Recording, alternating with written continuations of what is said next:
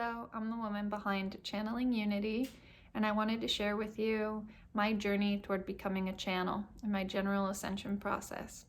It was a very circuitous path. I went through many dark nights of the soul.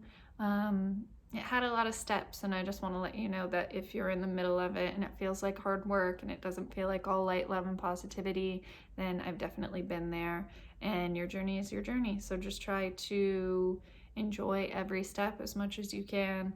Take in all the lessons that you're able to learn from each. Don't rush through anything. Be where you are now. We've all been through it, or we all will be through it at some point in our amazing galactic journey through many lives, many loves, many losses. So I am understanding where you are. I am accepting of all people in all journeys and every step of the process. I'm still going through my own journey, so I just wanted to share a little bit about that with you, and hopefully it helps. So a number of years ago in 2013, I was hit by a car walking across the street going home, and I was tossed into the air and hit my head on the curb. I had a traumatic brain injury and a pretty bad concussion, so I was on a number of pain meds right after, and I felt fine, and I was just trying to make everybody else around me very comfortable because I looked crazy. My head was massively swollen. I had cuts and scratches and scrapes all across and down my face, and I didn't look like myself, and everyone was rightfully very worried about me because I was going through the process of healing and was just at the beginning. During those first few days, first week or so, I was just worried about everybody else, and I was trying to be positive and happy. And then after that short process ended, I went through a Great Depression. I was worried that the things that had come on because of the concussion, brain fog, fatigue, headaches, jaw pain, neck pain, shoulder pain would never go away, and I would be like that forever. I was worried that I had negatively affected the way that my brain was able to function, and that I wasn't going to be the same person I used to be. That part was right. I wasn't going to be the same person I used to be, but everything else was a decision that I would eventually make for myself to heal and become better and move on and use that as a really positive experience in my life. That was a catalyst for change that I very much needed. I find that Spirit brings you whatever you need, and sometimes those things don't seem positive to us at the time. That experience I look back on as one of the most positive I've ever encountered. It led me to a new life and a new self and a much happier me outside of the accident and outside of the person I was even before the accident. It led me to a much more fulfilling version of myself, a much more fulfilling version of my life, and I'm continually growing all the time now. I feel as if that was a huge turning point and led me to a path that makes a lot more sense for me and is a truer expression of who I am. So sometimes when negative things happen, or things that we deem negative at the time through our human experience, we can kind of just step back and look at them as, what is the lesson here? And maybe if I don't see it immediately, I'll just work through this one moment at a time and know that eventually it will show me how I needed to grow and how I was able to step up to meet that growth and bring that into my soul's journey. So after the headaches and fatigue started to really weigh down on me, I started to believe that my friends didn't like me, and I didn't want to be around them, and they didn't know who I was, and they didn't care to know who I was, and they didn't care about me. And it was all of these limiting beliefs and a lot of victim mentality that was showing itself for me to heal. At the time, I didn't realize it was showing itself for me to heal. I thought that it was a difference in myself that I was never going to be able to overcome. I was very worried. I was very anxious. I was very upset. I started to hate my job. I never particularly loved my job, but I was successful and I was making a lot of money and I was young, and everybody around me told me that I got to travel the world and that I got to become financially abundant through this work, so it must be a fantastic thing for me, and it must be exactly what I needed and what I wanted, and how could I possibly be unhappy with that kind of situation for myself in life at a young age. But I was, before this accident and after it, very unhappy with the work that I was doing. From a very young age, I cared about geopolitics and social programs or lack thereof, and I was working in advertising, something that I really didn't think was positive for the world. I was worried about propping up materialism, selling people things that they didn't need, reducing their self-esteem through the type of advertisements that we generally see throughout the world, throughout the internet, throughout television. And so I just wasn't happy with that, and I was really coming to terms with the fact that it wasn't what I was wanting to do, and it wasn't what I thought that I was meant to do. I kept coming back to this idea that if I died that night, would I be happy with the way that I had lived my life? Would I be happy with the imprint that I had on the world, which I now look at not through an ego lens, but through the idea of, what do I want to bring into this world energy-wise? What kind of energy do I want to emanate through my being? And that job in advertising was absolutely not the type of energy that I wanted to bring into this world. So I had to come to terms with that, and I started to bounce around from job to job. They all were similar, and they all were initiations in some way. I kept getting more money. I kept getting more freedom. I was able to work from home. I was able to travel outside of the country instead of inside the country, which I thought I had wanted, and that would be a big step for me in my career. But I was going to these places that I had always wanted to go, and I was sitting alone at a restaurant, eating by myself, and I was going to meetings, talking about things that I didn't care about, with people who I didn't know and didn't know me, and we didn't want to get to know each other because it was a very transactional situation that we were in together. So I just was feeling very unfulfilled in every job I jumped to, but I kept getting more money, and I kept getting more freedom, and I kept getting more things that I thought that I had wanted prior to that experience. Eventually, I became sick. I was diagnosed with Hashimoto thyroidosis. My body was attacking my thyroid, and at the time I was told that it was something that wouldn't go away, and I needed to go on medication that I would be on for the rest of my life. I decided not to go on that medication. I quit my job because I was positive that that was negatively affecting my health, adding stress to my life, not making me happy, and was something that I needed to totally disassociate from, move in a different direction if I ever wanted to be healthy and happy in my life, which is not necessarily something that I had experienced before. I had little health issues from when I was younger. 12, I was diagnosed with GERD, and they tried to put me on medication for the rest of my life for that as well. And I definitely was not ever truly happy. I would consider myself before that generally depressed, clinically depressed, but it was just something that I thought I would have to deal with forever. And I often told myself that richness of emotion was something to be admired regardless of what emotion that was, which at the time could have been true. It could have pushed me into understanding things, having empathy for others, creating this structure with which I could move throughout the world in the job and understanding that I have now. I feel that I'm able to relate to other people who are going through things like that because I've done it as well, even though it's not where I am right now. and it helps me to speak from a place of compassion rather than judgment or pushing people beyond where they are on their journey right now. So after I was diagnosed with Hashimoto thyroidosis, I quit my job and I didn't have any idea what I was going to do.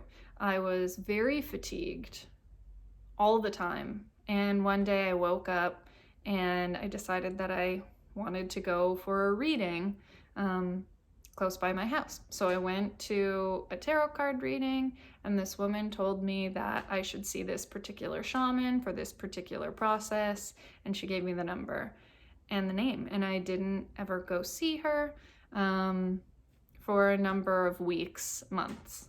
And one day, a couple of months later, I felt as if I was supposed to be working on how I was going to make money. I had saved up a lot of money during my advertising career and I was living off of that, but I was worried that that was going to run dry, and what was I going to do? And I was based in fear and worry and lack of abundance and all of these fear-based and victim-based belief structures. So I woke up. I knew I was supposed to be doing work to help me make money and build abundance, even though I had a huge savings that I was living off of. And I couldn't, because I was so tired and I was so drained, and I couldn't get myself to sit down in front of the computer and do any work that would help me build wealth. I decided to watch a documentary instead. I wanted to just rest and watch something. So I decided if I watch something that's helpful and educational, I'll feel better about not working right now.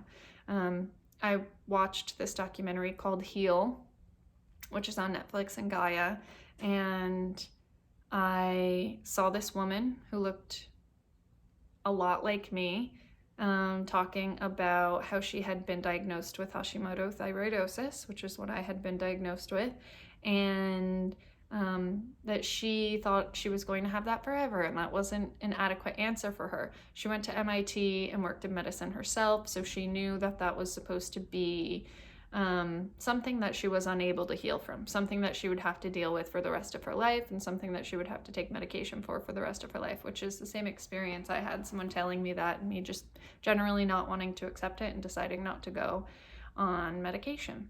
I started crying. I just started sobbing. I started to feel these tingles all over my body. I felt like the movie was important for me in some way and was speaking directly to me through this woman who looked just like me and had the same issue that I had. So I was paying a lot of attention after that moment in the movie. Later on in the film, there was this woman who had been doing research on cancer and spontaneous remissions. People who had no other option for treatment and were told that they only had a certain amount of time to live, and then spontaneously were put into remission from cancer. And looking into what these people did, she looked at a number of people and accumulated over 90 things that each of them had done. She found that 13 of those things were done by every single person who went through a spontaneous remission. They were all different categories, and one of the categories was mind, body, spirit connection. And within that category, she listed off an array of things that kind of fit within that structure, and that she considered one of those processes. One of those things was a soul retrieval session, or a soul retrieval, shamanic soul retrieval. And immediately the light went off, and I remembered when I went to that tarot reading a number of months before, the woman who had given me the number to the shaman told me that I should have a soul retrieval session. Over the next couple of days, I kept hearing the word soul retrieval. I even heard the name of the woman that my tarot card reader told me I should go see. So I knew I had to go see her. I made an appointment and I went to see her, and we did a soul retrieval session after the first initial session I had with her. And It was a pretty amazing experience. She told me 3 specific things that had happened in my life after the session. She said pieces of my soul had disconnected from myself when those traumatic events happened. All 3 of those things definitely happened, one of which nobody knew about. Not many people knew about, very, very few. And at the end of the session, she told me, you are connected to both worlds, and you will never be happy if you don't learn or allow yourself to connect with both of those worlds. She said that I was very stuck in this world and untrusting of the world beyond this world, which I had seen and encountered before, which was true when I was young. I would see spirits, I would see people who had passed. I was very afraid of this experience. It wasn't necessarily welcomed or happy or joyful for me. So as I grew older, I kind of learned how to put up the walls and disconnect from those experiences. I, after that, always knew that there's more to this life than we think. And I love science. I love quantum physics. I love astronomy. I like to learn about a lot of different things. And those 2 pieces of me, the piece that knew there's something here that we don't understand, and the piece of me that was very scientific in nature, couldn't find a way to come together. So I just kind of pushed that aside and knew it was there, but didn't want to focus on it. She also told me that my connection to only this world and my disconnection from the other world that I knew existed and was kind of ignoring, was leading me to think that everything around me was victimizing myself and others. Everything around me, everything in the world was creating winners and losers, and that was something that I wasn't able to accept. That's something that made me really angry and pushed me into blaming the government, blaming different programs within it, blaming different ideals of globalization and why we were having certain things hidden from us and other things were suppressed because they were, what I thought, able to help the world live a more abundant life. And that wasn't something that certain people were willing to accept and were hiding from everybody. So it was really a lot of victim-based mentality, a lot of blaming, and a lot of anger, a ton of anger. I was very angry with the state of the world and the lack of caring that I saw in the world for our fellow humans and animals and Earth. And she told me that if I could just connect to my ability to see both worlds, I could connect to how all of these structures and beliefs and events that transpire in this world are really for our greatest and highest good, to help us to see certain things, learn certain things, create certain things, and move beyond our limitations. I immediately knew this was true. It resonated with me. I understood what she was saying. I felt in my body that this was something I needed to hear and take in and understand and move through. So when I left, I felt like a new person again. I felt like a new person when that accident happened. And then again, I felt like a new person when I had that shamanic soul retrieval. I went home and told my my boyfriend at the time all about it, and he was supportive but didn't quite understand. And then I went through a huge process of change. I just started to change a lot. I started to write in my journal a lot. I started to challenge certain things about myself. I started to share a lot more.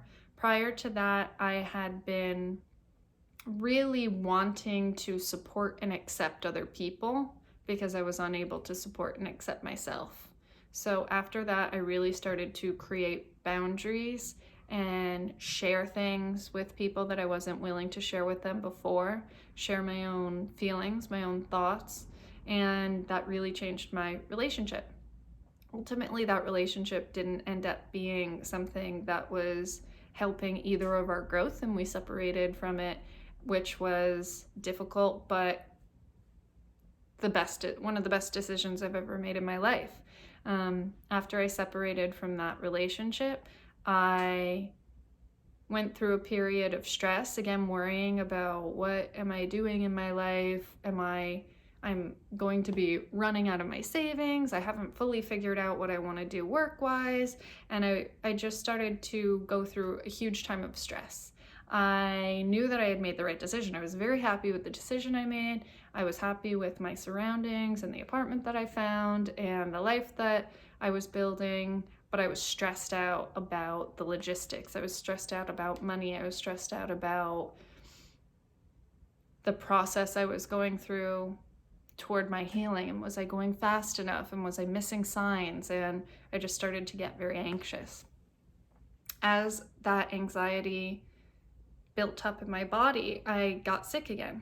I had been healing the Hashimoto thyroidosis, and then I had this mystery illness pop up that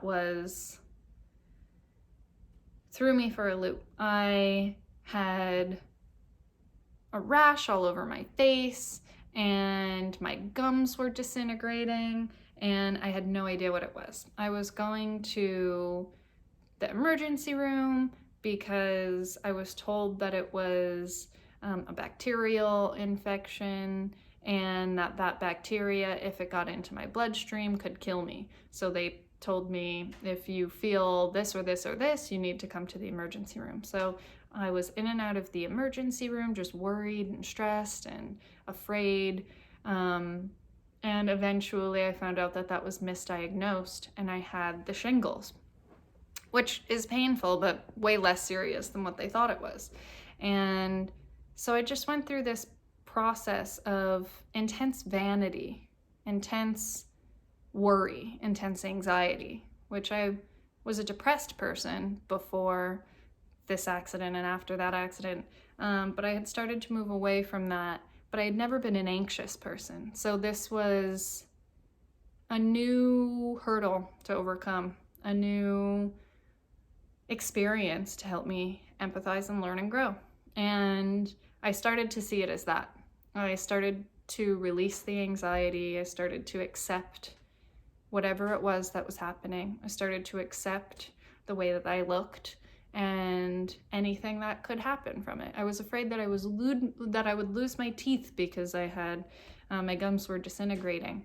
Once I really started to accept that, I started to look into different types of healing with your mind. I started to watch Rewired with Joe Dispenza. I started to listen to the Louise Hay Healing Your Body meditation. I started to meditate on my own and visualize, and I started to use affirmations to help move myself away from negative thoughts into thoughts that were going to support my body's ability to heal and my own ability to be happy in every moment, regardless of whatever I was worried might happen in the next moment. All of these things really came together to change my mentality and to change the way that I thought and the way that I behaved and the way that I acted throughout the day. Instead of waking up and worrying about how am I going to work today to try to build some stream of income for myself, I woke up and thought, what do I want to do today? What is Spirit leading me toward today? What can I learn and grow from today? What can I bring into my day and life and moment to raise my vibration and make me feel happy and connected to myself and my spirit and my soul, so that I can figure out what my mission is here? And my days got a lot better, and I got away from anxiety. I started to step away from depression. I started to step away from worry about vanity and silly things that I couldn't control. And I started to have a better time here, which I had never really experienced. I had been having difficulty being on Earth my whole life, which is the only way to put it. And at the time, that didn't make sense to me because I wasn't connected to the galactic nature of consciousness and the full dimensional reality we're living within. So I didn't understand why I was disconnected from my life here on Earth. That felt extreme to say and egotistical to say, like, I just wasn't made for this planet. But it was a step in learning how to connect with my spirit, listen to my spirit, listen to my guides, connect with my guides, and just accept the things that I don't know and accept the things that I do know, regardless of whatever external evidence there is for it. So after I started to heal myself in different ways and be exposed to different ideas and different things, I decided to take some classes. I took a class with Spirit School Magic, which I loved. The instructor was Nicole Metatron Angel on Instagram. Nicole was fantastic and very helpful, and the course was fantastic and very helpful. It was called Igniting the Priestess, and there was a tiny bit of channeling in there, just the basic idea of, write down what comes to you and try to connect with this part of yourself, and accepting the things that come to you and allowing yourself to share them and write them down and accept them. So I started to do that, and I enjoyed it. I went for a reading when I visited my parents in Florida. My mom has always been interested in mediums. She was a home health care aide, and she saw a lot of death in her life. She has nursed many people in my family through illness and eventually to death, and she's also very connected to the other side and was afraid of that part of herself that's able to connect and communicate as well.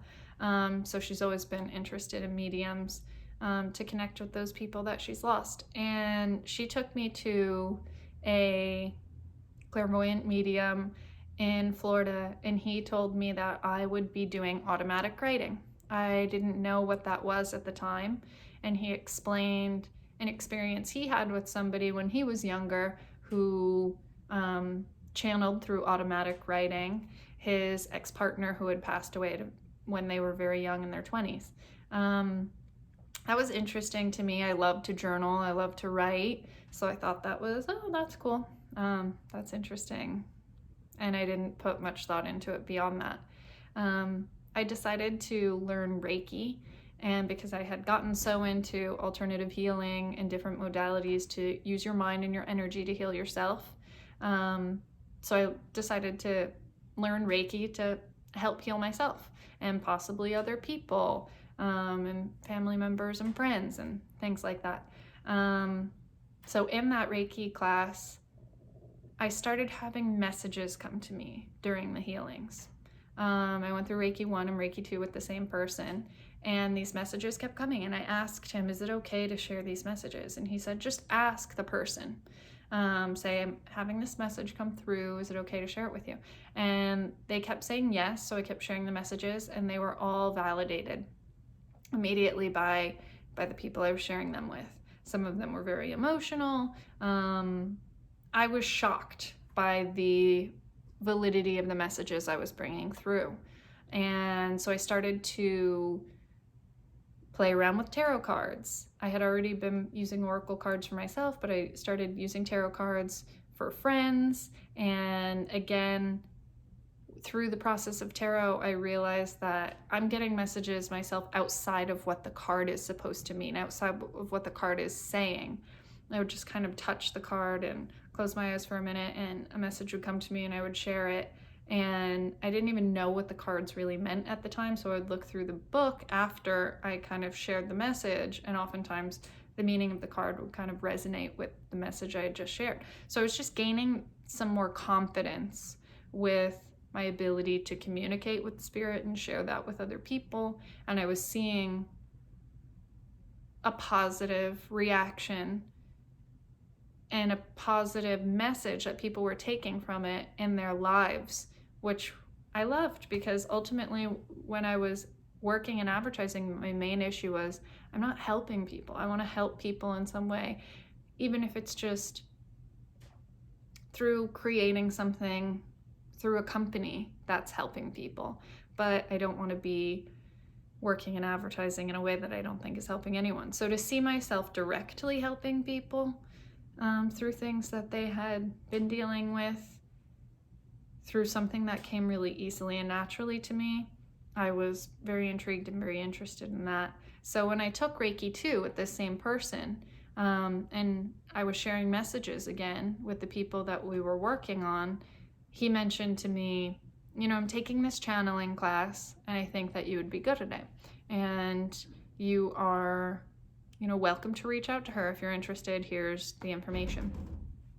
So I signed up. I remembered him telling me that I would be doing automatic writing in that session that I had with the medium. So I decided to take the channeling class. I had been hearing about channeling for a couple of weeks after that medium reading. I had been hearing about channeling in the class I was taking with Nicole through Spirit School Magic, or Spirit School, I believe it just is. And I was beginning to have validation in my ability to bring through messages. So I started taking this channeling class, and it came to me very naturally and easily, and I loved doing it. I loved doing it for myself. I loved connecting. I was getting information about who I was channeling, and I felt I started to hear the word Pleiadian, and I didn't know what that meant, and then they told me, the entity I was channeling told me that it was a Pleiadian consciousness, and I looked that up and found a whole bunch of information about it online, which I had never been exposed to before. But that was, again, another big confirmation, because I had not been exposed to that before, and it's something I was getting and was able to find immediately after. So it was a big opening to all of the things that I didn't know, that I wanted to get more involved in. It was, again, realizing how little I really know and how much I need to accept that not everything can be explained through our current means of science, scientific method, scientific validation. At least for myself, that is something that was displaying itself in my reality, and that is something that I was supposed to move forth down that path and accept that into myself and my truest expression of who I am and what I'm doing here. So I started to, after a number of months, have people ask me to channel for them. And somebody in my channeling class asked me. A person I was dating asked me. And the person I was dating's sister asked me. And all of this kind of came up in the same week. And I knew I had been having the entities I was channeling, the collective consciousness, push me to channel for other people as well. So it was a process that I knew was coming, but I was worried, and I was definitely not ready. I didn't feel ready until people started asking me to. And then I realized, oh, okay, this is something I need to do. And if people are asking me and I'm being told to do it, then I think I'm ready. So I did it for 3 people in 1 week, and I became fully enraptured with the process. I felt that when I was channeling for myself, I felt very loving energy, but it was very specific energy. And it was a very specific color, and there were very specific visions I saw when I was doing it. And it was always the same kind of feeling. It was always the same colors. It was always the same sort of visions. It was always the same feeling in my body. It was always the same sort of sounds and tones that they were pushing me to do. So it was very tailored to me, but I didn't know that at the time.